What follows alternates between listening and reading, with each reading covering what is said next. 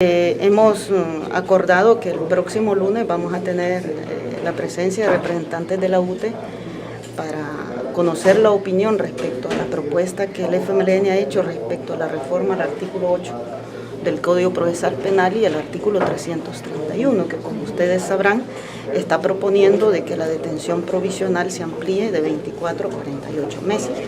Y en el otro caso está ampliando el catálogo de delitos que no debería admitir medidas sustitutivas a la detención provisional.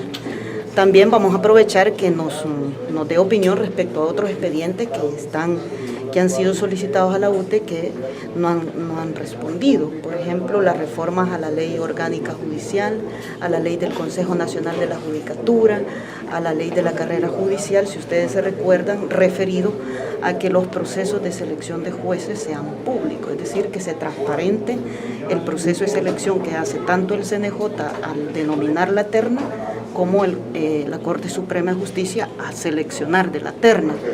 Eso esperamos nosotros que el próximo lunes tener su opinión y de su opinión poder resolver.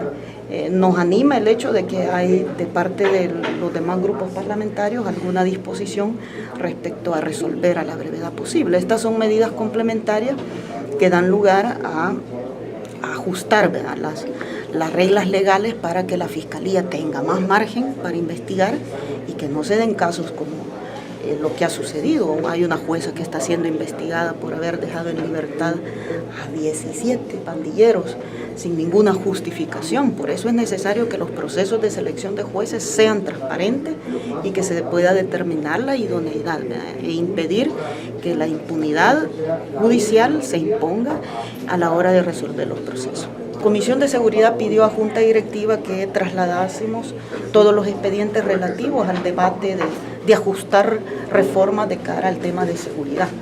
Y la Comisión de Seguridad decía que hay algunos expedientes, por ejemplo, los relativos a propuestas de reformas a la Ley Penal Juvenil, que deben de trasladarse a la Comisión de Seguridad. Nosotros accedimos en razón de que la Comisión de Seguridad tiene una especie de coordinación permanente con el Ejecutivo para ir viendo estos temas.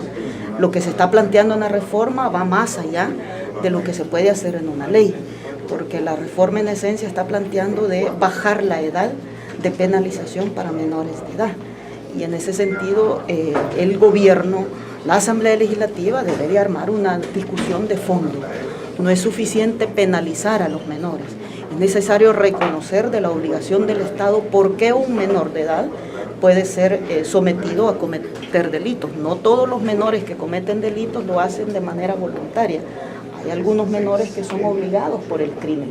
Y el Estado no puede exonerarse de responsabilidad de solo sancionar o reprimir al menor sin que vaya acompañado de medidas de prevención y de generar condiciones para que la exclusión social no sea la causa fundamental de que los menores se vayan a la delincuencia. Entonces, se mandó a la Comisión de Seguridad para que ellos hagan el análisis. Debe de ser, insisto, un análisis profundo.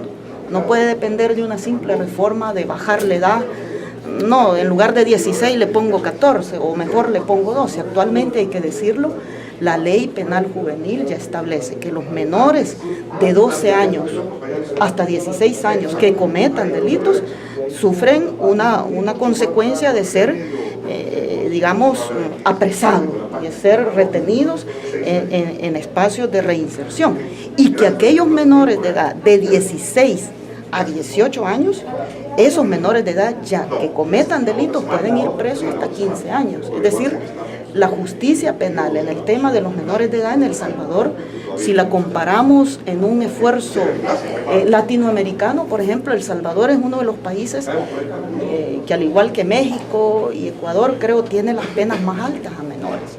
Es decir, que no es cierto que no hay penalización para aquellos menores que cometen delitos graves de extorsión, de homicidio, de secuestro, de crimen organizado. Ya lo hay. Lo que está en discusión es desde qué edad se le debe de aplicar esa medida. Actualmente dice que de 16 años a 18. ¿Verdad? Hay algunos que dicen bajémosle a 14 o a 12, pero insisto, no puede ser una discusión solo de edades, porque hay que hacer una discusión profunda. En la historia del mundo,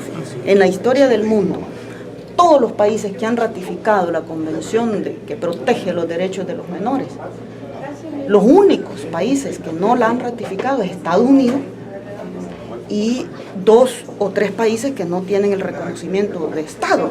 Pero todos los países que la han ratificado, nadie la denunció. Entonces El Salvador necesita hacer un debate a profundidad.